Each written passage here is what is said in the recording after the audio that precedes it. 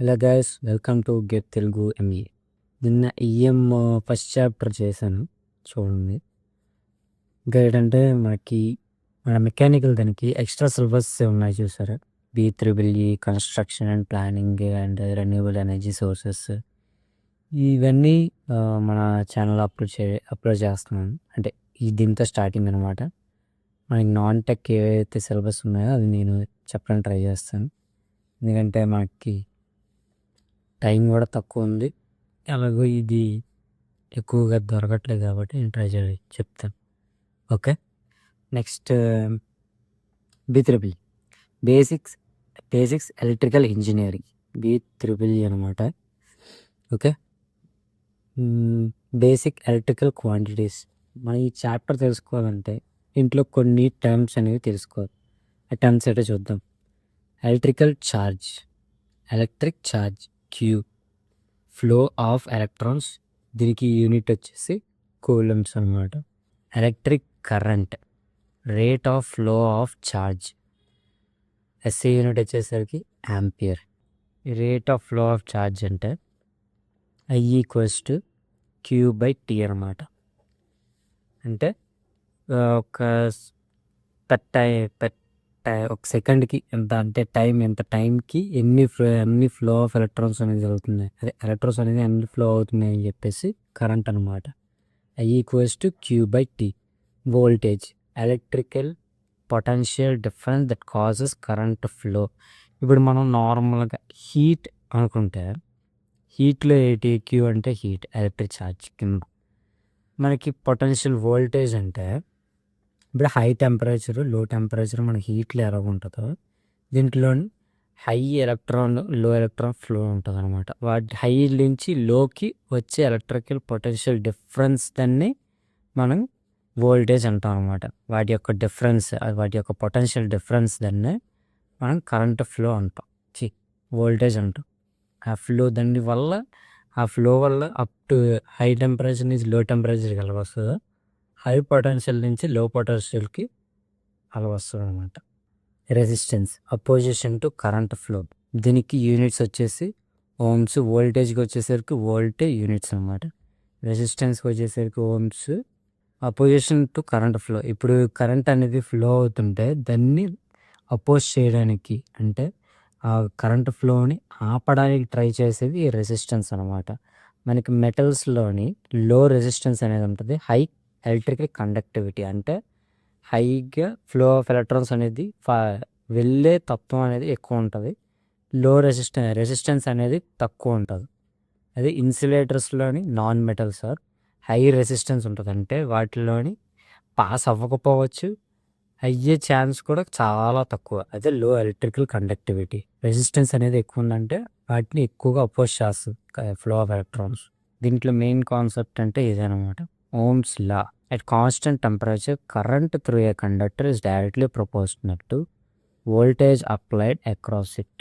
At constant temperature, current through a conductor is directly proportional to voltage applied across. ఒక certain temperature, room temperature అనుకుందాం. ఒక room temperature దగ్గర మనకి ఈ conductor అంటే ఎలక్ట్రిక్ అనేది పాస్ అయ్యే మీడియం అనమాట. కండక్టర్ అంటే ఎలక్ట్రిక్ పాస్ అయ్యే మీడియం అంటే కండక్టర్ అంటాం.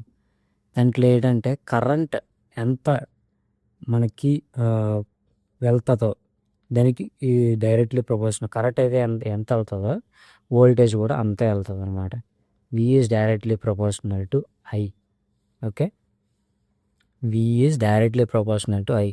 V ఎంత ఉంటుందో I కూడా అంతే వెళ్తుంది. ఓకే, ఈ ప్రపోర్షనాలిటీ తీస్తే కాన్స్టెంట్ పెట్టుకుంటే V=R/I అనమాట. ఈ R అనేది ఏంటి, రెసిస్టెన్స్ మనకి. సో దీన్ని ఒక ట్రయాంగిల్ షేప్లో తీసుకుంటే వోల్టేజ్ కింద IR. ఇప్పుడు మనకి R కావాలనుకుంటే, రెసిస్టెన్స్ కావాలంటే వోల్టేజ్/I, అంటే ఈ V/I అనమాట, voltage by current.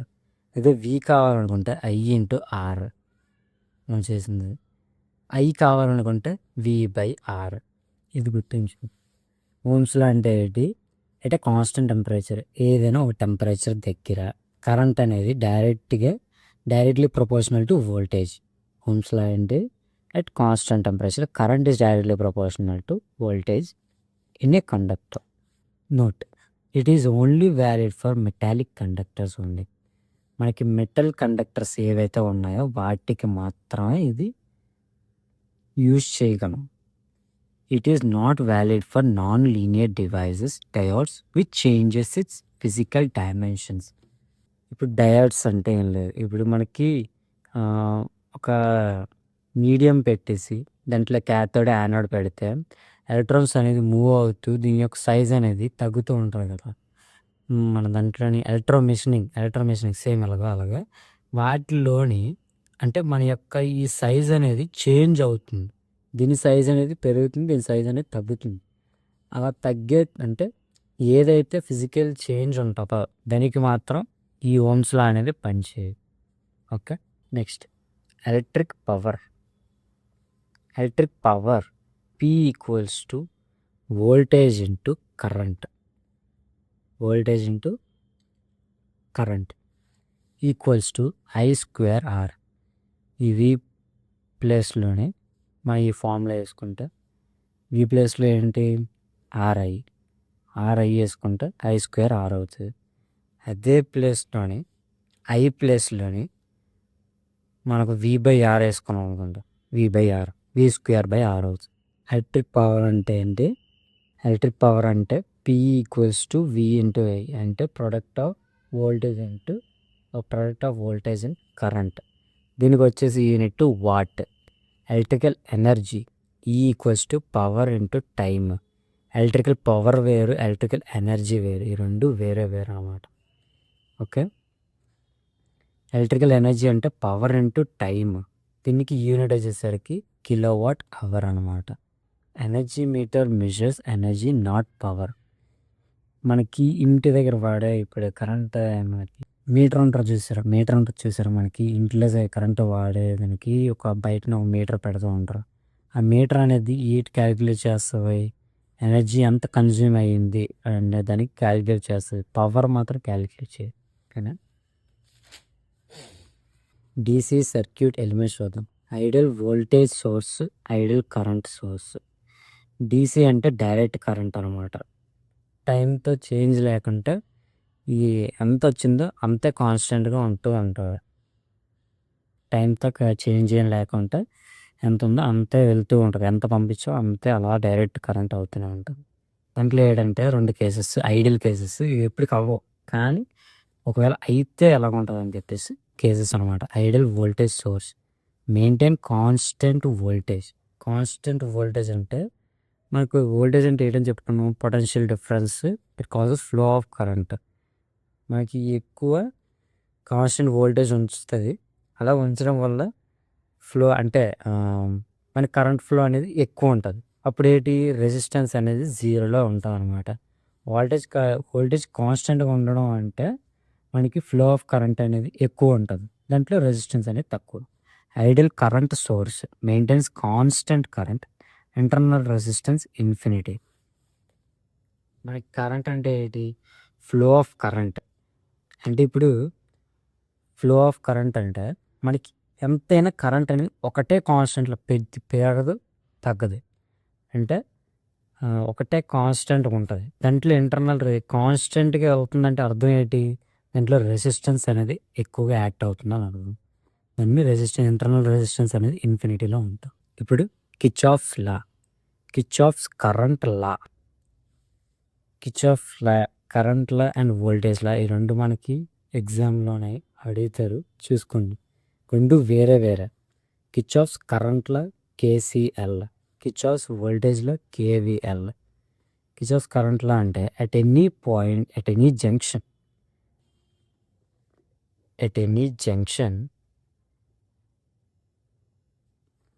Junction algebraic sum of currents is 0.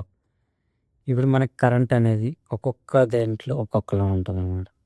In, out, I3, I4, I5,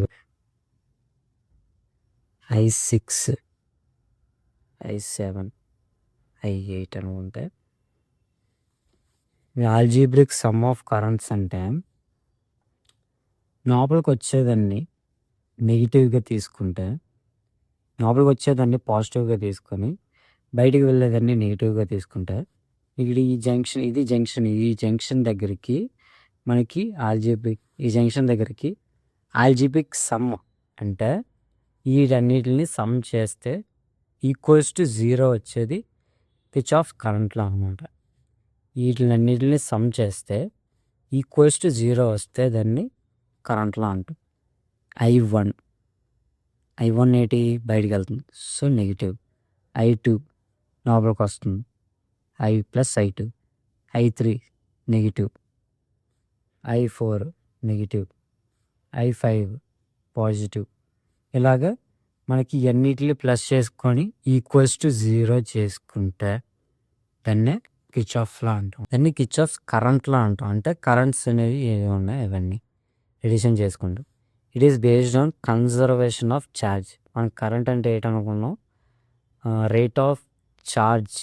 okay, rate of charge rate of charge అంటే ఏంటి, Q/T. అందుకే Q, ఇది కన్జర్వేషన్ ఆఫ్ ఛార్జ్ అనమాట. Kirchhoff's voltage law. In any closed loop algebraic sum of voltages is 0. ఇప్పుడు ఇలా ఉంది, ఇదొక network అనుకుందాం. ఈ నెట్వర్క్లో వోల్టేజ్ అనేది సమ్ కరెంట్తో వోల్టేజ్ అనేది పాస్ అవుతుంది. ఇలా పాస్ అయినప్పుడు దీని యొక్క ఆల్జీబ్రిక్ సమ్, ఈ లూప్లోని వోల్టేజెస్ అనేవి ఇది ఒక లూప్ అనుకుంటా. ఈ లూప్లోని వోల్టేజెస్ అనేది సమ్ చేస్తే దాన్ని ఈక్వల్స్ టు 0 చేసుకుంటే అదే కిర్చాఫ్స్ వోల్టేజ్ లా అనమాట. ఇంట్లోనేటి కిర్చాఫ్ వోల్టేజ్ లా అంటే వోల్ట్ కనిపెడతాం, అదే కరెంట్ అయితే కరెంట్ సమ్మేషన్ చేస్తాం అనమాట. It is based on conservation of energy. Voltage అనేది ఒక ఎనర్జీ కింద అనమాట. ఇప్పుడు సైన్ కన్వెక్షన్స్ చూసుకుంటే కరెంట్ లాకి ఇన్కమింగ్ కరెంట్ అయితే పాజిటివ్ వస్తుంది, అవుట్ గోయింగ్ కరెంట్ అయితే నెగిటివ్ అనమాట. తీసుకోవడం ప్రకారం దాన్ని పాజిటివ్ అండ్ నెగిటివ్ చేసాం. ఫర్ KVL వోల్టేజ్ రైజ్ అయితే పాజిటివ్ తీసుకుంటాం, వోల్టేజ్ డ్రాప్ అయితే నెగిటివ్ తీసుకుంటాం. Series circuit and parallel circuit. Series circuit అంటే ఇలా ఉంది. సర్క్యూట్ అనేది ఈ పొజిషన్లో అంటే అన్నీ ఒక సిరీస్లో తీసుకోవడం అనమాట. ఇదొక పాయింట్, పాయింట్స్ కానీ. ఈ యొక్క సిరీస్ సర్క్యూట్ అంటే సేమ్ కరెంట్ అనేది ఫ్లో అవుతుంది. సేమ్ కరెంట్ ఫ్లో అవుతుంది అనమాట. వీటన్నిటిలోకి ఒకటే కరెంట్ ఫ్లో అవుతుంది. అంటే I equals to I1 and I2. ఇది R1 అనుకోండి, ఇది R2, R3, R4 అనుకోండి. వీటిల్లోని I1 అనేది I2, I3, I4 వీటన్నిటిలోని కరెంట్ అనేది సేమ్ ఒకేలా ఫ్లో అవుతుంది. అంటే సిరీస్ సర్క్యూట్కి ఏంటి కరెంట్ అనేది సేమ్ ఫ్లో అవుతుంది. వోల్టేజ్ అనేది వేరీ అవుతూ వస్తుంది అనమాట. డివైడ్స్ అంటే వేరీ అవుతూ వస్తుంది, ఒక్కొక్క దాంట్లో ఒక్కొక్కలా ఉంటుంది. Equivalent resistance. దీంట్లోని మన రెసిస్టెన్స్ క్యాలిక్యులేట్ చేయాలంటే R equals to R1 + R2 + R3 + R4. Equivalent resistance కనిపెట్టాలంటే R1 + R2 + R3 + R4 అలాగనమాట. ఎన్ని ఉంటే అన్ని ప్లస్ చేసుకోండి. ప్యారలల్ సర్క్యూట్లో సేమ్ వోల్టేజ్ ఉంటుంది. ప్యారలల్ సర్క్యూట్ అంటే ఇలాగ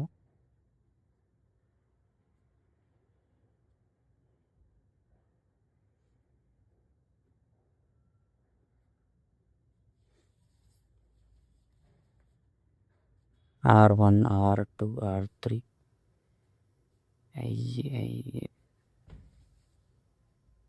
అలాగే సేమ్ వోల్టేజ్ అక్రాస్ బ్రాంచెస్.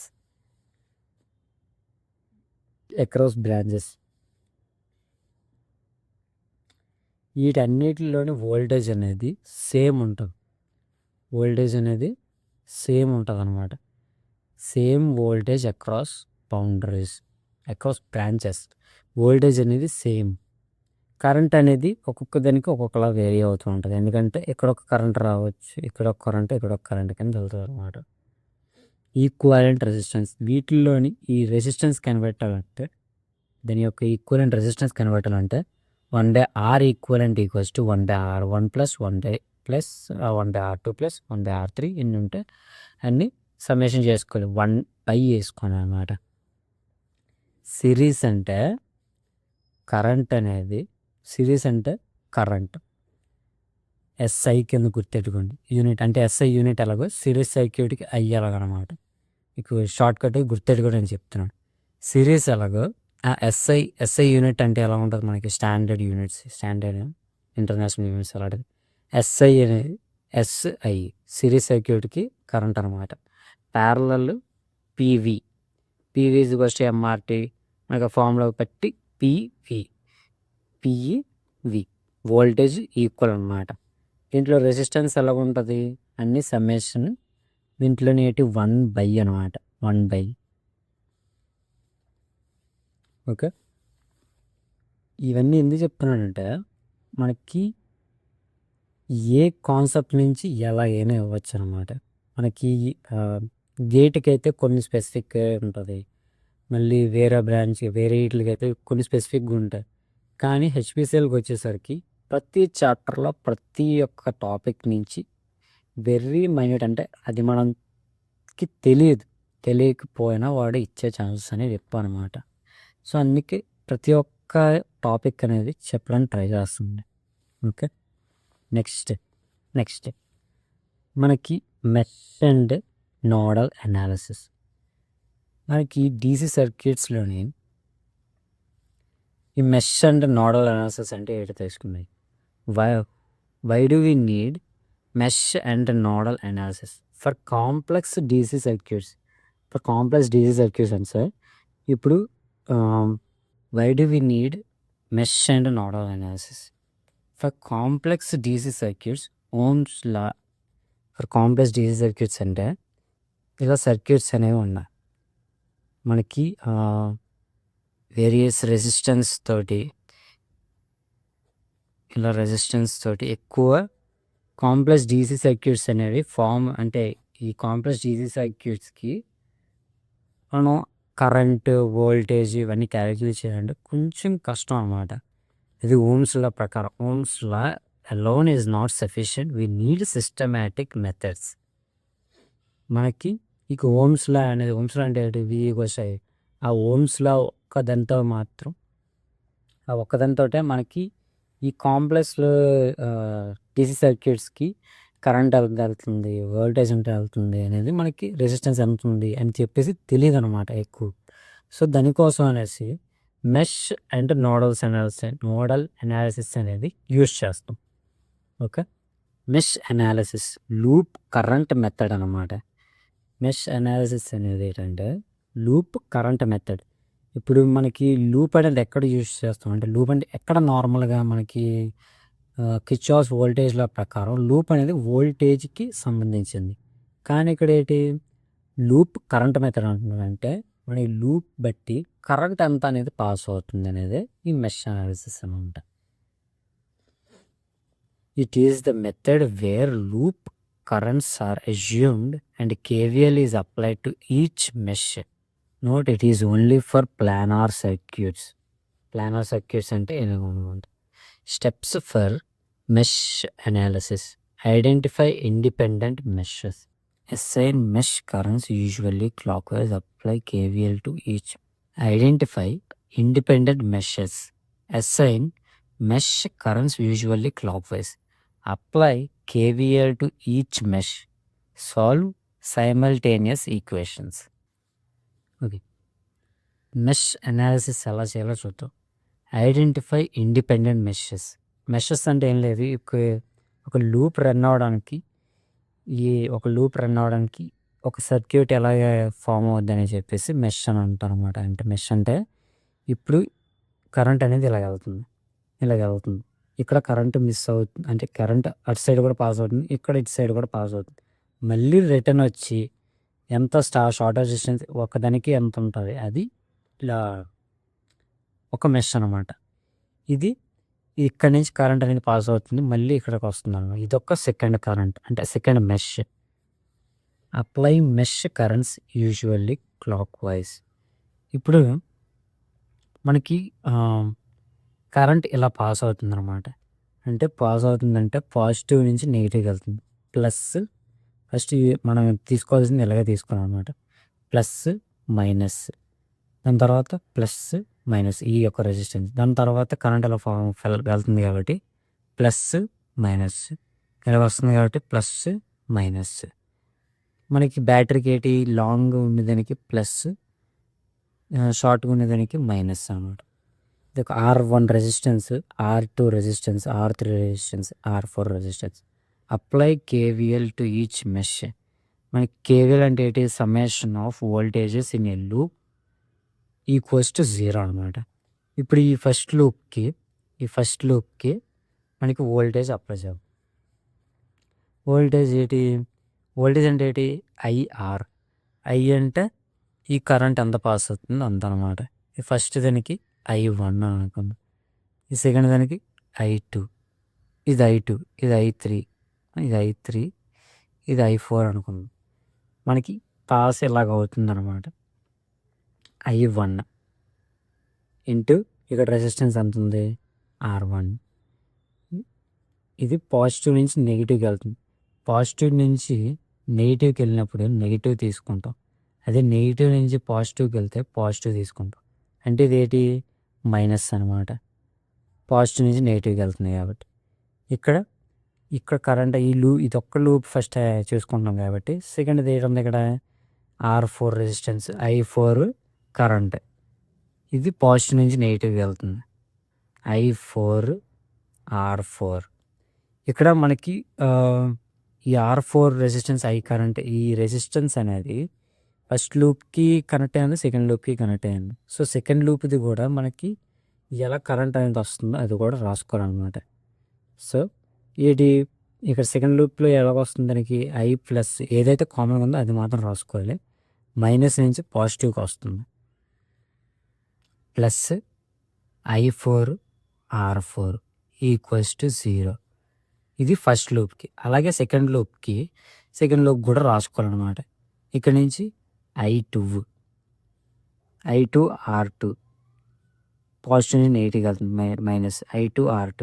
అక్కడ నుంచి I3 R3 పాజిటివ్ నుంచి నెగిటివ్కి, మళ్ళీ పాజిటివ్ టు నెగిటివ్. ఇక్కడ పాజిటివ్ టు నెగిటివ్ మళ్ళీ ఇటు సైడ్ కూడా కామన్గా ఉంది కాబట్టి plus to minus to plus అవుతుంది. ఇటు నుంచి వెళ్ళినప్పుడు మైనస్ టు ప్లస్ అవుతుంది కాబట్టి ప్లస్ I4 R4. అలాగే తీసుకొని దాంట్లోని మొత్తం అన్ని క్యాలిక్యులేట్ చేస్తే వచ్చేది వోల్టేజ్ అనమాట. ఈ వోల్టేజ్ యూజ్ చేసేది mesh analysis. Special case it is if current source is only one mesh current equals to source value. ఇప్పుడు ఏంటంటే మనకి కరెంట్ సోర్స్ అనేది ఒక్క మెష్కి ఒకటే ఉంటే దాని మెష్ కరెంట్ ఎంత వస్తుంది అంటే సోర్స్ ఇప్పుడు ఎంత సోర్స్ అయితే ఎంత ఉందో అంతే మెష్ కరెంట్ వాల్యూ. అంటే ఇది లేకపోతే ఒకటే ఓన్లీ మెష్ ఉంటే దాన్ని ఒక మెష్ ఉండి దానికి ఒకటే సోర్స్ ఉంటే దాన్ని mesh current equals to source value అవుతుంది అనమాట. If current source is between two meshes, ఈ రెండింటికి మధ్యలోనే అంటే ఇక్కడ ఇచ్చారు అనుకోండి, ఈ ప్లేస్లో ఇచ్చాడు అనుకోండి మెష్ అనేది, అదే సోర్స్ అనేది ఈ రెండింటికి కనెక్ట్ చేసి మధ్యలో ఇస్తే దాన్ని ఏంటంటామంటే సూపర్ మెష్ అంటాం అనమాట. ఇవి బిట్స్ కింద వస్తాయి, అందుకే చెప్తున్నాను, గుర్తుంచుకోండి. Next nodal analysis, node voltage law. It determines node voltage with respect to reference of mode. It uses KCL method. KCL అంటే Kirchhoff's current law. Kirchhoff's current law ఏంటి? Summation of currents equals to 0. ఇప్పుడు చూసుకుంటే steps for nodal analysis. Nodes అంటే ఏం లేదు, మనకి ఎక్కడైతే current అనేది ఇలాగ ఇంకొక రెసిస్టెన్స్ ఇంకొక వైర్ అనేది కనెక్ట్ అవుతుందో వాటిని నోడ్స్ అంటాం. ఇది నోడే. వీటిల్లో మనకి ఇక్కడ 1 ఆంపియర్ తోటి కరెంట్ అనేది ఇలా డౌన్వర్డ్ ఫ్లో అవుతుంది, ఇది అప్వర్డ్ ఫ్లో అవుతుంది 4 ఆంపియర్స్తో అనమాట. 4 ఆంపియర్స్. మనకి ఇలా ఫ్లో అవుతూ ఇక్కడ ఇక్కడ డీవియేట్ అవుతూ ఇక్కడ డీవియేట్ అవుతూ వస్తుందన్నమాట. మనకి చూజ్ ఏ రెఫరెన్స్ గ్రౌండ్. మనం ఒక రెఫరెన్స్ గ్రౌండ్ తీసుకోవాలి. ఆ రెఫరెన్స్ అనేది కిందని పెట్టుకుంటున్నాం అనమాట. దీన్నే రెఫరెన్స్ అని అంటాం. రెఫరెన్స్ పాయింట్ దగ్గర కరెంట్స్ అనేవి జీరోలో ఉంటాయి. అంటే క్యాలిక్యులేట్ చేయాల్సిన అవసరం లేదు. Assign voltages to other nodes. ఇక్కడ ఇది 0 కాబట్టి మనకి ఇంకా 4 నోడ్స్ అంటే 2 నోడ్స్ 0 అయిపోయి ఇంకా 2 నోడ్స్ ఉన్నాయి. ఈ నోడ్ దగ్గర మనం వోల్టేజెస్ అనేవి నోడ్స్కి అప్లై చేయాలి. ఇప్పుడు మనకు ఈ నోడ్ దగ్గర కరెంట్స్ అనేవి బయటకు వెళ్తున్నట్టు తీసుకోండి. ఇలాగా currents I1, I2, I3, I4, I5, I6 ఇలా కరెంట్స్ తీసుకుంటే apply KCL at each non reference node, solve equation. ఇప్పుడు మనకి కరెంట్ అంటే కిర్చాఫ్స్ కరెంట్ లా అంటే ఏంటి? సమ్మేషన్ ఆఫ్ కరెంట్స్ అనమాట. కరెంట్స్ అంటే ఏంటి? I అంటే V/R. ఈ పాయింట్ దగ్గర I1 ఎంత ఉంది, బయటకు వెళ్తుందని సమ్మేషన్ చేసుకోవాలి. ఈ పాయింట్ దగ్గర జంక్షన్ కాబట్టి ఈ జంక్షన్కి బయటకే వెళ్తున్నాయండి. నేను I1 ప్లస్ బయటకే వెళ్తుంది ఈ నోడ్ దగ్గర -I2 -I3. ఓకే, మళ్ళీ ఇక్కడ ఏంటంటే ఈ వోల్టేజ్ అనేది ఈ కరెంట్ అనేది ఇటు సైడ్ వస్తుంది. అలాగే సమ్మేషన్ చేసుకొని ఈ పాయింట్ దగ్గర కూడా సమ్మేషన్ చేసుకుంటే ఈక్వల్ టు 0 చేసుకొని మనకి కరెంట్ ఎంత ఫ్లో అవుతుందో కనుక్కోవాలి ప్రతి నోడ్ దగ్గర. అది నోడల్ అనాలిసిస్ అన్నమాట. నోడల్ అనాలిసిస్ అంటే కరెంట్ ఎంత అవుతుందో కనుక్కోవాలి. Summation of current. మెష్ అంటే summation of voltage. Voltage source between 2 nodes called a super node. ఇప్పుడు వోల్టేజ్ సోర్స్ అంటే మనకి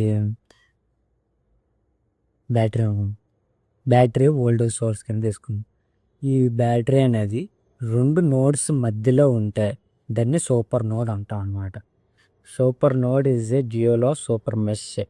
సూపర్ మెష్ అంటే ఏంటి?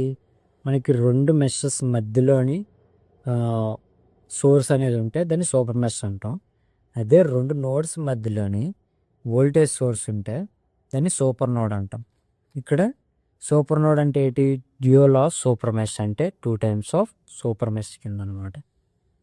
Method of selection important.